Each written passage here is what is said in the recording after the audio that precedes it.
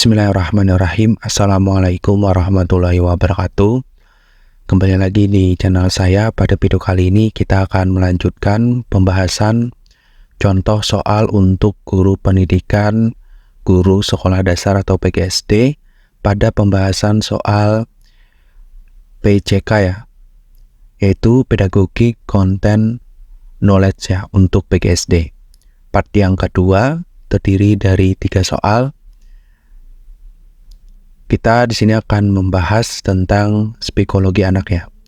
Soal yang pertama, perkembangan kognitif anak usia 6 tahun biasanya ditandai oleh kemampuan untuk berpikir abstrak, memahami konteks kausalitas, berpikir logis tentang objek konkret, menggunakan pemikiran hipotesis deduktif, memahami perspektif orang lain.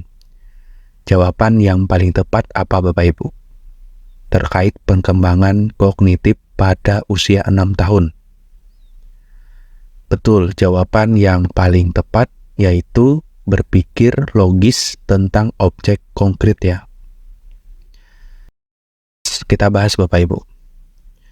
Nah, untuk pembahasannya pada opsi yang A dan D, berpikir abstrak dan memikirkan tesis dan deduktif adalah ciri perkembangan kognitif pada masa remaja sesuai dengan teori Piaget. Untuk yang B, meski anak usia 6 tahun mulai memahami kausalitas, ini bukan ciri paling menonjol.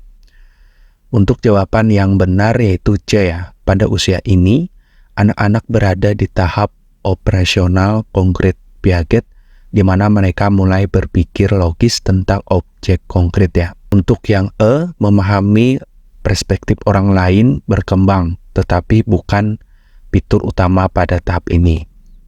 Nah, jadi perkembangan kognitif pada usia 6 tahun itu biasanya ditandai untuk berpikir logis tentang objek konkret ya. Lanjut ke soal yang kedua.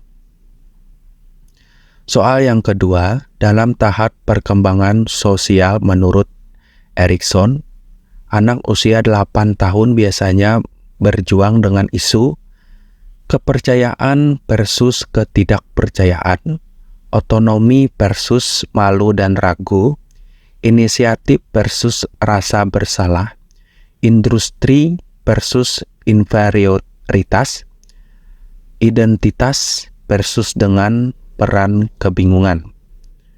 Jawaban yang paling tepat, perkembangan sosial menurut Erikson ya pada usia 8 tahun. Jawaban yang paling tepat yaitu industri dan inferioritas ya. Kita bahas Bapak Ibu. Nah, jadi untuk opsi yang A dan B, kepercayaan versus ketidakpercayaan dan otonomi versus malu dan ragu adalah tahapan yang dihadapi anak-anak di usia lebih muda. Adapun untuk yang C, inisiatif dan rasa bersalah lebih khas untuk usia anak prasekolah. Adapun untuk jawaban yang benar adalah D ya. Pada usia 8 tahun berada di tahap industri versus inferioritas, di mana mereka belajar keterampilan dan merasa bangga dengan pencapaian mereka atau merasa inferior jika gagal. Untuk yang E, identitas versus peran kebingungan adalah isu remaja. Jadi jawaban yang paling tepat pada tahap perkembangan sosial menurut Erikson pada usia 8 tahun yaitu industri versus inferioritas ya. Soal yang terakhir,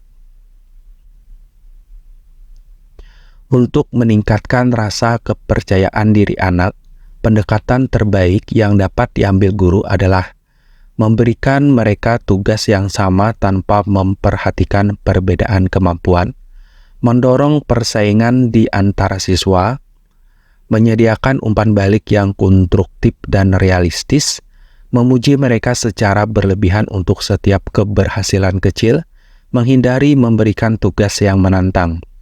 Jawaban yang paling tepat yaitu untuk meningkatkan rasa percaya diri anak Bapak Ibu. Lalu sebagai guru apa yang diambil untuk pendekatan terbaik. Jadi jawaban yang paling tepat yaitu menyediakan umpan balik yang konstruktif dan realistis ya. Kita bahas Bapak Ibu. Nah, jadi pembahasannya pada opsi yang A memberikan tugas yang sama tanpa mempertimbangkan kemampuan individual bisa merugikan kepercayaan diri anak. Untuk yang B, persaingan berlebihan bisa menghasilkan tekanan dan ketidakamanan ya. Untuk jawaban yang benar adalah C ya. Umpan balik yang konstruktif dan realistis membantu anak-anak memahami kekuatan dan area untuk perbaikan, meningkatkan kepercayaan diri mereka.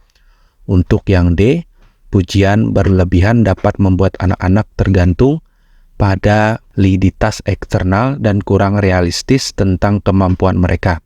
Untuk yang E, menghindari tantangan tidak membantu anak-anak belajar mengatasi kesulitan dan membangun kepercayaan diri.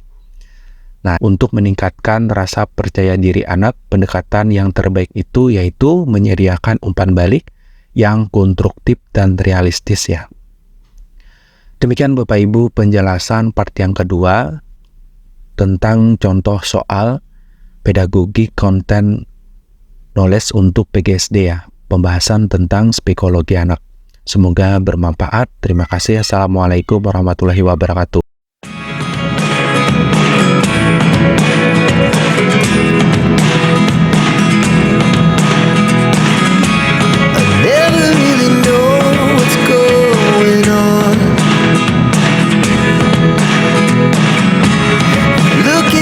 Time